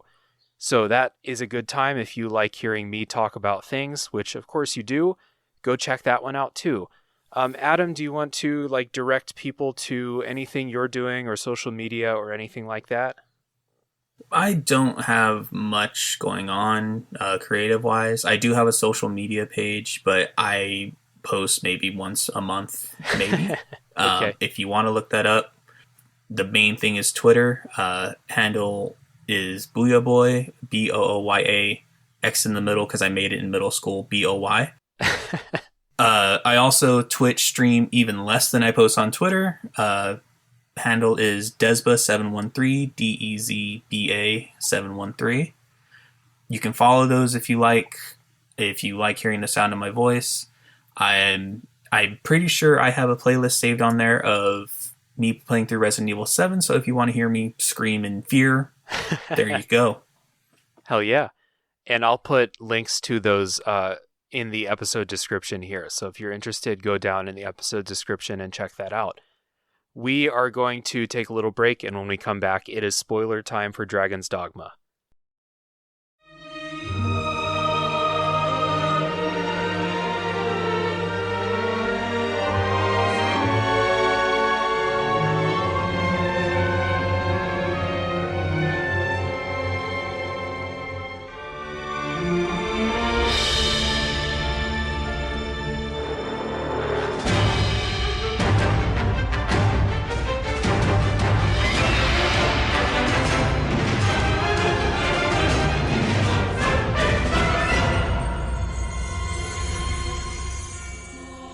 Okay, we're back, and it is spoiler time for Dragon's Dogma, and we are going to kind of go through the story in kind of more chronological order than we do a lot of times on this show, because this story is pretty straightforward, and then you get to the end and a bunch of shit hits the fan and everything goes crazy, and we'll talk about that. But after the dragon steals your heart, which we talked about earlier, you do some stuff, you run through some quests for 15 hours or so.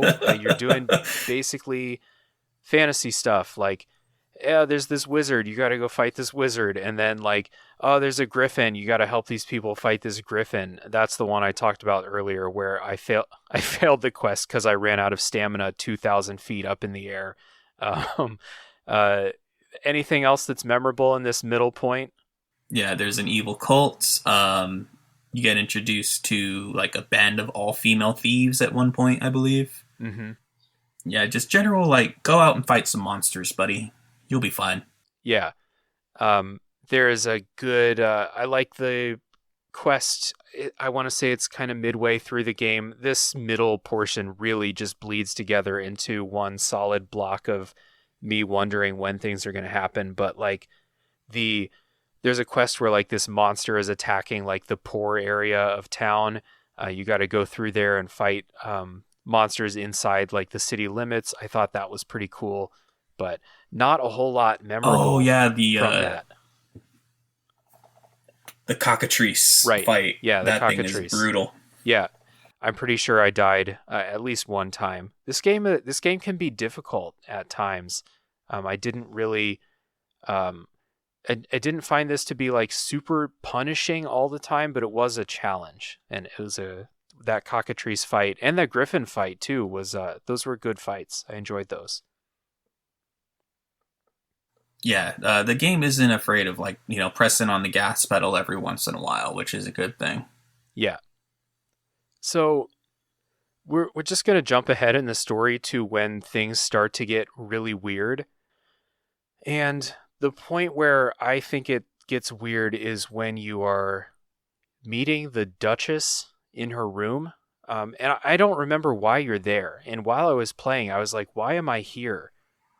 Are you like supposed to be having an affair with her or something? That's kind of the thing. Is like she falls in plot love with you Right. because you're the dashing young hero, and she was a marriage of convenience, and I'm pretty sure like a political arrangement. Probably.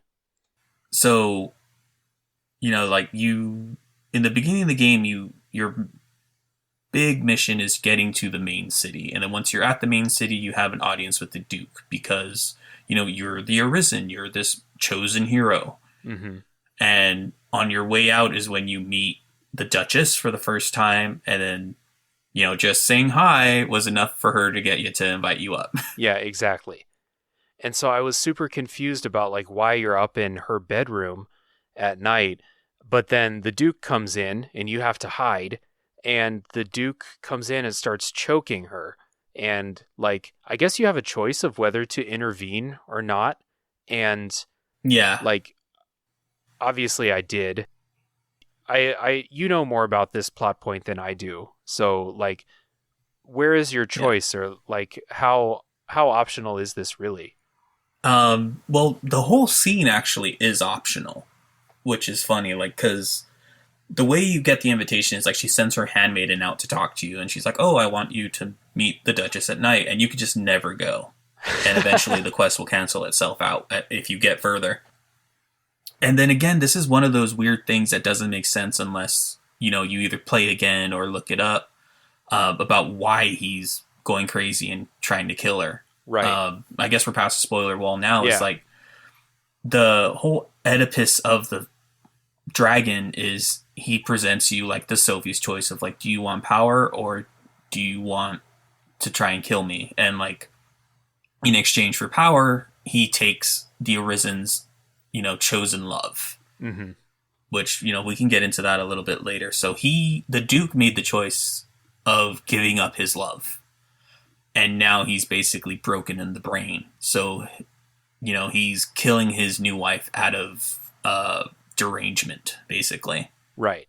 Right. And middle of the cutscene is when it cuts to you to like try and like go and stop him, like when he's in the middle of trying to kill her. But if you stay hidden the whole time, like you basically just don't move, you make the choice of letting her die, basically. Okay. Gotcha.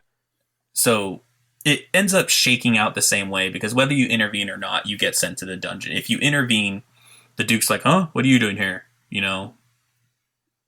Treason. Send him to the dungeon." Right. You get sent to the dungeon. If you don't intervene, I'm pretty sure in cutscene after she's dead, you kind of like poke your head out and be like, "Dude, you just killed your wife," and she's like, "No, you killed her. Dungeon." Yeah. So you get sent to the dungeon. I actually, is it that you're accused of raping her if you intervene? Is that what it is? Yeah, like she kind of saves her own skin and sells you out. Like he snuck into my room. He was like trying to kidnap me, blah, blah, blah, and sells you out to save herself, basically. Yeah. And so, Which, the dude's crazy. I don't really blame her. yeah, sure, of course. You got to stay alive. And like, I'm the Arisen, I literally can't die. So, sure. Um, and so, like, you get sent to the prison. You break out of prison within like 5 minutes. Yeah. And then you go back and you can just walk around and no one is like, hey, weren't you in prison 5 minutes ago? Didn't you try to like force yourself on the Duchess? And like the Duke still gives you quests and stuff. And I thought that was weird until you pointed out that whole tower scene is optional. And that's why like they just couldn't write around it in any way. They probably would have had trouble flagging all of those things. Yeah. And then if you have, sorry. If there is, background information, there is an affection system with every named NPC in this game. So if your affection, for whatever reason, is high enough with her, she'll actually come and break you out, which is kind of cool. Yeah, I can't remember. Like, she'll show up at your cell and, like, she'll give you the key to get out. I think that's what happened in my game. I think that's how I got out. It's like, if you have the affection system high enough with a different character, will that character come break you out? No, it's just that one. Okay. And I think if you don't, like, the normal way is, like, you just find a key and get out that way. Yeah. Yeah. In either case, it's real quick. So we mentioned that the Duke is a former Arisen who is going crazy, and I don't remember exactly when you learn that. Like, do you learn that before you fight the dragon or after? It's told to you after, but you can find it out before. Like, I believe somewhere, just in incidental dialogue, someone says, oh, like, he's the Duke because he killed the dragon so many years ago. Okay, gotcha. So, yeah, let's talk about that, like, that dragon fight, because this is kind of the beginning of when, like, you're getting this, like, massive plot dump for why everything is happening. Kind of starting when you face the dragon. So I just want to say, like, before the dragon fight, there is a very cool, like, set piece run up to the battle arena that I enjoyed a lot. Like, it was much more cinematic than a lot of the things in this game were. Yeah. Are you talking like the mini dungeon, or like when the dragon is like actually chasing you? When the dragon is chasing you to the arena. Oh yeah. Yeah, like that part is it. Yeah, it's definitely a shakeup from the rest of the game, because usually you're just kind of wandering and fighting these pre-placed enemies, but like this is like you're on a bridge and he's knocking down pillars, and like you're climbing a tower and he's busting through the wall. Like, it's insane for like the first time, and like the rest of the world is very static. Yeah. Yeah, it's a proper set piece, and like gotta think I start to think about like the budget in this game, and this is clearly like we spent a bunch of money on this part because we wanted this to be cool, and they succeeded here. Which is like the right decision, because you built the whole game up around like hunt this dragon. Like, this dragon's got to be good. Yeah, and it is good. Yeah. You go into the final arena to face the dragon, and it talks to you, and it gives you that kind of bargain that you mentioned earlier, where you can choose to fight it, or you can choose to sacrifice your loved one to get power, and like you would become the new Duke or something like that. And what's interesting... Go ahead. I think he just defaults to Duke, but I think he just defaults to make you Duke, but the actual lore that you learn is that he will grant you a wish. Okay. Like, whatever wish you want in exchange for this person. And the Duke's wish was to become Duke, which... Yeah, I'm assuming, like, or for power or something like that. Yeah, okay, gotcha. So, the weird thing here, and I want to get your experience with this, the weird thing is... based on that affection system, your loved one can be different for each playthrough, depending on who you raised the affection points the highest for. This is a hidden system. It's not something you like are super aware of that's happening. So who was or you've played it multiple times, who did you get in this, like, your loved one scene? I've gotten a few different people. One was like I've gotten the princess a couple times because if you do that scene with her and the Duke, saving her, you get tons of affection points for her. Mm-hmm. And then like there's another weird side quest where like she's shipped off to another castle, and if you go and rescue her, that's another big affection boost for her.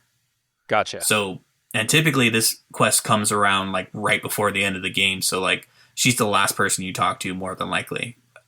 Because the whole system is based on A, who's at max affinity with you, and B, who's the last one of those maxed out people that you talk to. Gotcha. So like it was possible when the game first launched because you're talking to the blacksmith a shit ton. Yeah. The blacksmith's going to show up. Yeah, and this is this very hilarious story I heard from a lot of people or like other podcasts talking about this game where they were like, yeah, you could choose to sacrifice your loved one, and it's just like the blacksmith because you talk to the blacksmith the most throughout the game, and that detail is so funny to me that they built this like system for picking who's going to be there, and it's like, oh, we didn't mean for the blacksmith to be the one who was maxed out, but here you go, this is your loved one. Yeah, like I think they patched it now, so like in order to get the blacksmith, you have to like intentionally try and get the blacksmith.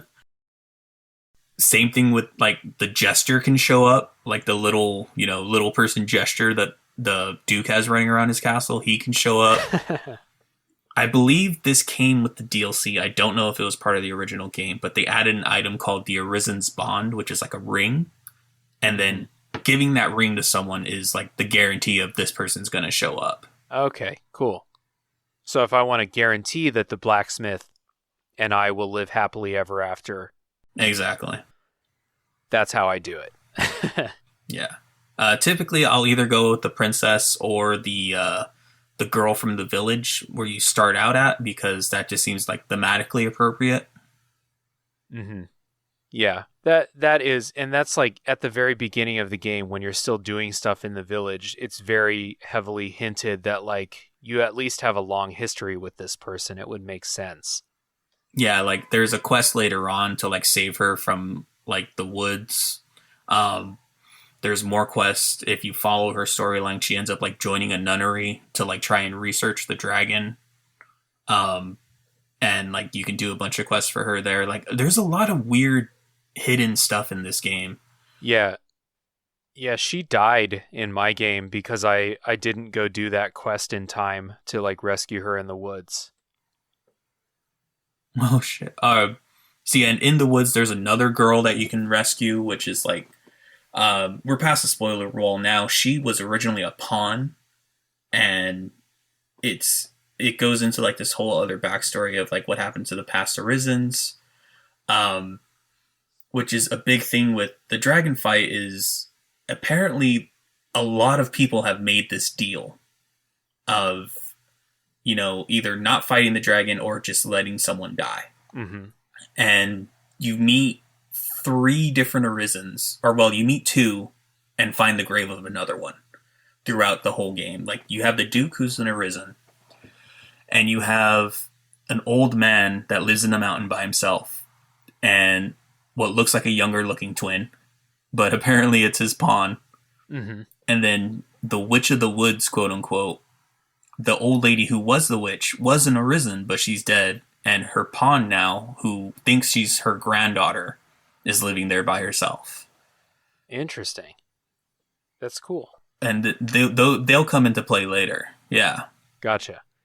Yeah, I missed all of that because the hometown girl died because I didn't go do that quest in time, and then I just never had another reason to go back there, I don't think. Or like I did, but it was for something else, and I wasn't looking in that place and stuff like that. So back to that dragon fight, which is like, I want to say it's the most, like, it's the biggest spectacle boss fight in the game, which, like you said, it should be, because it's the dragon. It's been built up for 20 hours at this point.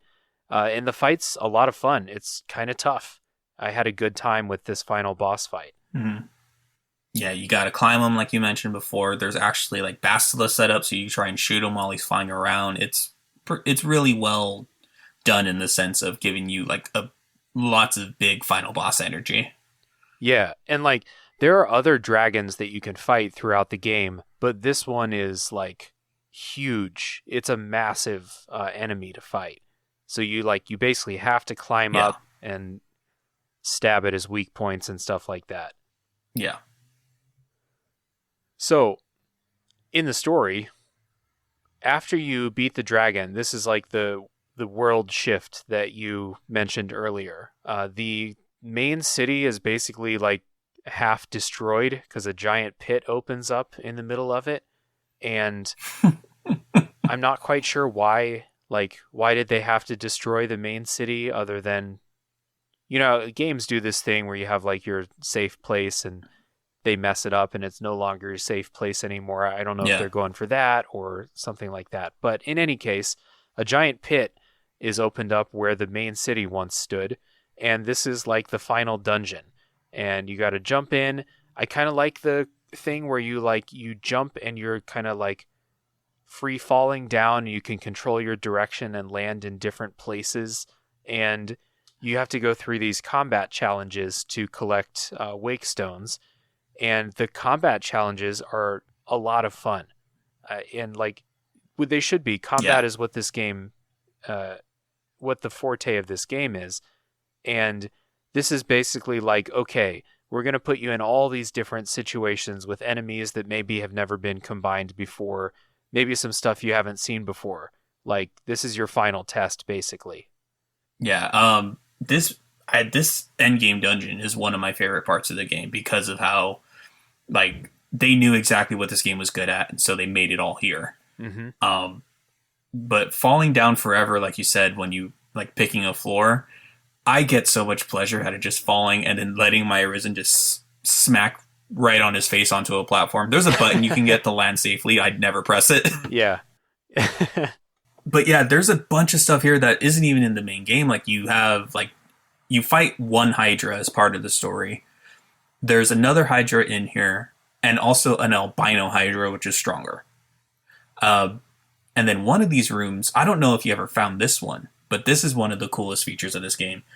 Is there's like a raid MMO style boss here that you go in, you fight as much as you can, and eventually you'll leave. And like this thing has so much HP, the bar doesn't move when you're attacking it. It's called the Dragon. Okay. I don't know if you ever saw this. It doesn't ring a bell. It's the final boss again, that same dragon. The moveset's a little simplified just because you don't have like the flying around and stuff anymore. Mm-hmm. And instead of just the one main weak point, he has like 20 all over his body. And the idea is that it's all connected to the server, so you and like anyone else who's fighting him is all contributing to the damage pool. And the idea is to work with the community and kill this giant bastard of a dragon. And if you succeed, if you manage to get the killing blow on him, you get like the greatest stuff in the game, like the best equipment. You get like 20 wake stones right off the bat. So yeah, and it's an interesting system because it's built around what they call grace periods of like, okay, the dragon is at a killable level. You have 30 minutes before he resets. Go. Okay. And so like people make whole runs of like killing the dragon like 6-7 times within that 30-minute period. And like just farming as much gear as possible. And like at this, and like every time he dies, he comes back with more and more HP. Like at this point, I think he's over 1 billion hit points. That's wild. I definitely didn't see that in my game, but that's cool. Yeah. And so, like, quick question though, like when you're doing that, like, say, have you ever been in a situation where it's like there's just not a lot of people online right now, and I'm up against this thing that I can't do by myself? Is that a possibility? I believe on like the older releases, like the 360 version, since like no one's playing it anymore, yeah, you're definitely stuck there. I I play on Xbox Series X now with the re-release, and it's still pretty healthy. Like it keeps track of when the dragon dies, and it's pretty much at least like once or twice a week that thing goes down. Okay. So it's still healthier kind of community. Gotcha. And even if it does eventually die, there is an offline version which is totally killable by yourself. You don't get as many rewards from it, but it's there. Okay, cool. Gotcha. So you're going through this final dungeon. You're trying to collect these wake stones. You need to get a certain number of them. And like, correct me if I'm wrong, but you don't have to beat all of the combat arenas in here. I think there's like one or two extra. You don't have to do all of them. Am I remembering that right? Yeah, well, you don't. If you are on a New Game Plus like me, you don't have to do any of them. Oh, true. Only thing it's looking for is a certain amount of wake stones. So you could even go into the dungeon from playing the normal game if you've grinded enough to just, hey, I already have 20 wake stones. Here you are. That's true. And like you're done already without even going into a single room. Yeah, but like you said earlier, these rooms are really good. They're a ton of fun because the combat situations they've set up are pretty damn fun. Yeah. So anyway, and this is where like the more unique bosses are. Like we mentioned the Beholder earlier, that thing's in here. All kinds of cool stuff. Sorry, go ahead. No, it's okay. So once you're done with this and you get that, you remember that this is a Japanese game, a Japanese RPG. So you ascend to like another realm and you face God, which is just a twist that I did not see coming. But I should have, because I play JRPGs and, that trope exists for a reason. So you go up and you talk to God, who's called the Seneschal. I think I'm pronouncing that right. Mm-hmm. And so you get the choice to fight God or to return and live a peaceful life. And this kind of sets up your ending. And so yeah, if you fight God and you lose, you become the next dragon, and the cycle continues. And the cycle of the Arisen and stuff like that will repeat. If you fight and you win, you become God. And like in the game, you go back down. I just watched a video of this. You go back down. No, this happened in my game. Never mind. This is the one I got. You go back down to the world and you're in your hometown, but you're invisible and you can't do anything except just run around and be invisible. You can kill people too, but that's it. Yeah, but you can't play the game as intended. No. And the other choice you have is to kill yourself. Like you become God, you fight God. It's an easy fight. I took him down pretty quickly because by this point you have abilities that will just fuck up any single enemy that you're fighting. Yeah. It was pretty easy. And you can, once you become God, you can kill yourself, which is like the good ending, I guess. Mm-hmm. You kill yourself, you fall back down to earth, and you wake up, and your pawn is there, but your pawn is in your body. Yeah. Like your pawn's voice is coming out of your body. And when this happened, I was like, what the fuck just happened? This is like when I said it was bonkers earlier, this is like, I have no idea what's happening here. Yeah. This is the bonkers part. And like, this is what I was alluding to earlier when I said like the previous Arisen and their pawns are like kind of looking like each other. Okay. So the idea here is that because pawns by default, they're shells. They don't have souls. But the more they interact with humans, the more they learn, the more human-like they become, which is like the theme around, recruiting pawns and then learning things. Mm-hmm. So you have, the more time you spend with the pawn, the more it becomes like you. Well, your pawn was next to God. So your pawn becomes you. Yeah. For whatever reason. Yeah. I don't know the why.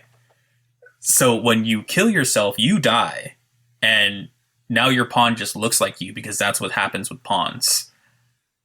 Okay, so your pawn looks like you. It's not inhabiting your body. No, it just looks exactly like you. Okay, Gear and everything. I thought that you awoke as a pawn and then your pawn took over your shell of a body or something like that. No. Yeah, like you basically gifted your pawn a soul, and now they can live a life. Okay. And then like your romantic partner like runs over to embrace you, but it's not you, it's your pawn. Mm-hmm. Yeah. Yeah, so now they just both live. Yeah.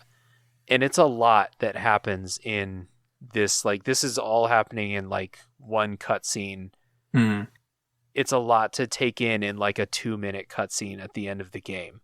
Yeah, it definitely throws you for a loop. And then it pulled me out of it. I don't want to say pulled me out of it, but it was hilarious to me that I'm a man of carriage and very tall in real life. I am 6'2". Mm-hmm. So I modeled my character after that.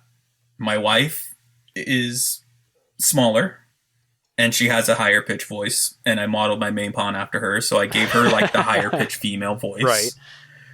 So at the end of this cutscene, my big burly in-game body has her voice coming out of it. And it is hilarious. Yeah. I had the same thing where like I made my character look as like he's like big and fat and ugly and he has a horrible mustache. And I had fun making like this hideous character, and my main pawn was like this warrior lady type. And yeah, it was funny to hear her voice coming out of that. Even more so when you've modeled your pawn after your wife and yourself after yourself. That's pretty good. So yeah. So this story ending is, I didn't really get that it was a cycle until actually not even when I was playing the game, because I got the ending where you break the cycle. I kind of, as like doing research for this episode, I learned that this whole thing is a cycle, and like what the dragon actually is, and that the dragon is searching around trying to find a new arisen to challenge them.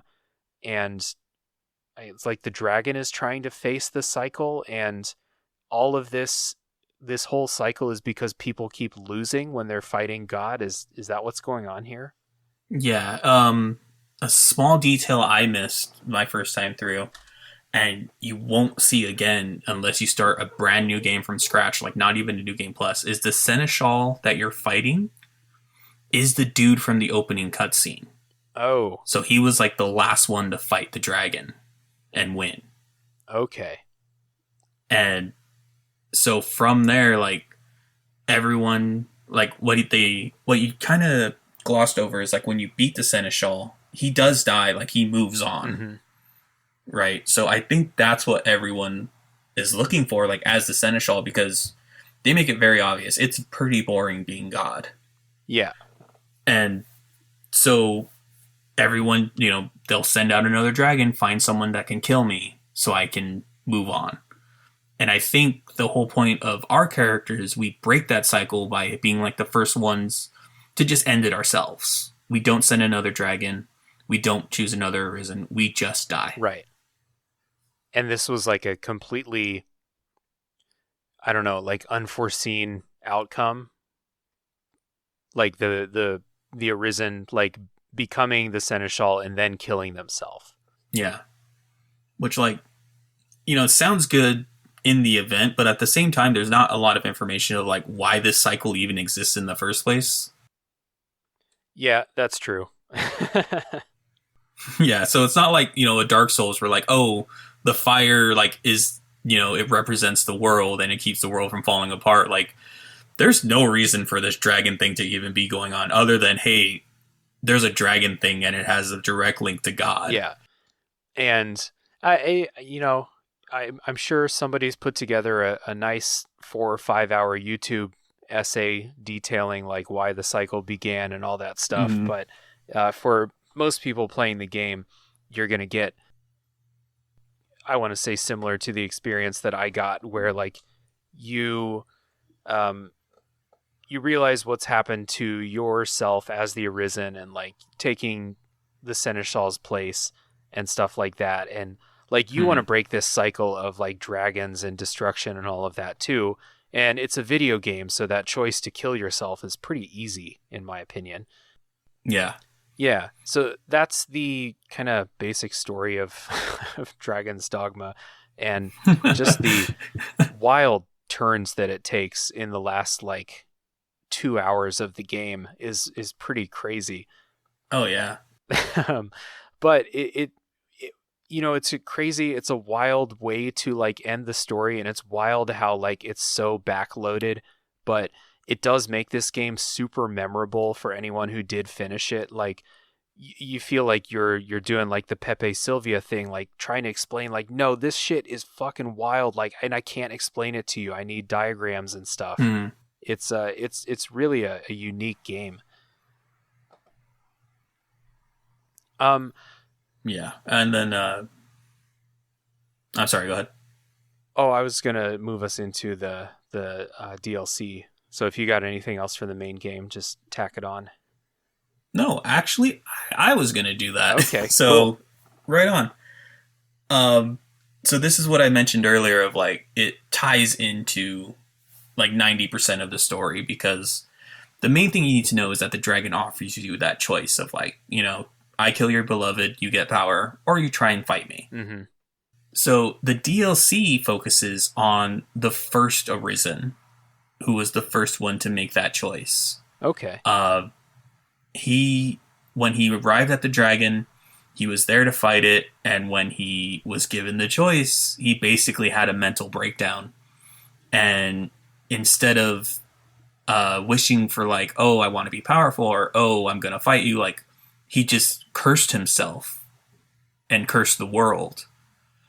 And that became his wish of, okay, so you're cursed and you live in a cursed place now, and that's the dungeon. Okay. And he becomes like this crazy demon, and that's his curse. Okay. That's pretty cool. I like that. Yeah. So the way you get to the island originally is like you find this, you know, girl in the middle of the night. She takes you there. That girl, when you first meet her, says, oh, I can't remember anything. I just know that someone here needs help. It turns out the person that needs help is the first Arisen that is the final boss. Mm-hmm. That girl is his pawn. Yeah. Gotcha. And his whole thing was that her whole thing is that I want someone to release my master from this pain, which is, you know, killing him. Mm-hmm. And so she's been doing this for untold thousands of years because he was the first one. Mm-hmm. So that's where you get, you know, all the abandoned pawns, because all the Arisens that came here and died. There's another Arisen here that's just kind of running around, and he's like your random shopkeeper. But that's like where the main plot of the DLC comes in. So that's why I said, like, once you fight the dragon, you're more or less, you know, on board with what's going on here. Cool. Yeah, I can definitely see that. And yeah, that's a cool setup for like a little contained DLC story. That's pretty cool. I dig it. Mm-hmm. Right on. Well, anything else about the kind of story or like spoiler stuff before we wrap this up? Oh yeah, the DLC, the Grim Reaper chases you, so that's fun. Oh, that's yeah.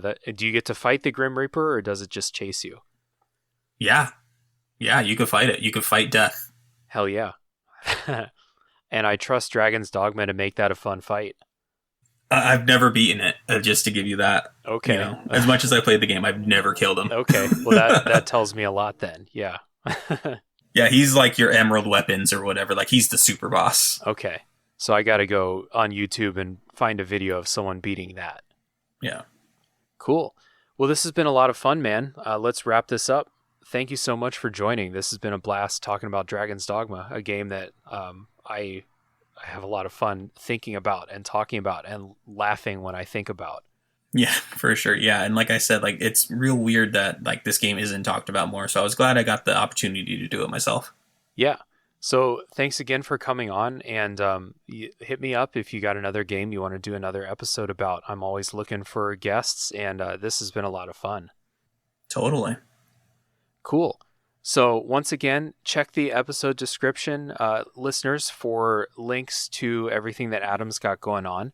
And if you want to support this show, the best way to do that is to spread the word, but also the classic podcast things of leaving ratings and reviews and subscribing and talking to me on social media. If you want to talk about Dragon's Dogma, I will be more than happy to talk about it. And my social media pages will have links in the description as well. Those are at Tales from the Backlog on Twitter, Instagram, and Facebook. So thank you so much for listening, and I will see you next time.